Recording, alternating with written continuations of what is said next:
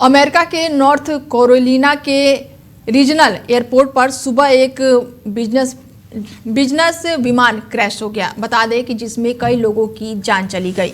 बताया जा रहा है कि विमान टेकओवर के कुछ मिनट बाद ही वापस लौटने की कोशिश कर रहा था और इस दौरान जो प्लेन है वो दुर्घटनाग्रस्त हो गया और हादसे के वक्त हल्की बारिश और बादल छाए हुए थे, जिससे विजिबिलिटी बहुत ही कम हो गई थी, जिससे हादसे की संभावित कारण भी माना जा रहा है। राष्ट्रीय परिवहन सुरक्षा बोर्ड और फेडरल एविएशन ने जांच शुरू कर दी है और अधिकारियों ने बताया कि उत्तरी कैरोलिन के एक क्षेत्रीय हवाई अड्डे पर एक बिजनेस विमान जो है वो दुर्घटनाग्रस्त हो गया है और इसके बाद से यहां पर कुल 500 कंपनियों द्वारा लगातार जांच पड़ताल की जा रही है। दुर्घटना के परिणाम स्वरूप भीषण आग लग गई है और कई लोगों की जान चली गई है और इस दौरान अब जांच पड़ताल शुरू कर दी गई है और यह हादसा स्थानीय समय अनुसार सुबह करीब 10:15 से 10:20 के बीच बताया जा रहा है। FAA ने बताया कि विमान ने सुबह 10:06 पर टेक ऑफ कर लिया था, लेकिन कुछ ही मिनटों में वापस लौटने की कोशिश की और क्रैश हो गया।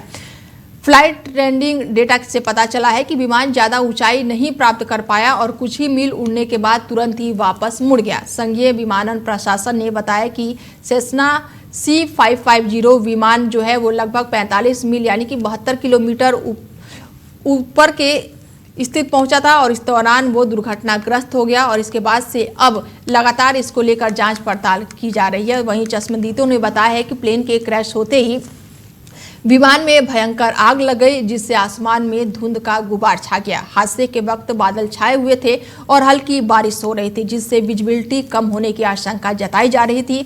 पर जांचकर्ता अभी ये पता लगा रहे हैं कि मौसम की क्या भूमिका थी। राष्ट्रीय परिवहन सुरक्षा बोर्ड और FAA ने मामले की जांच पड़ताल अब शुरू कर दी है।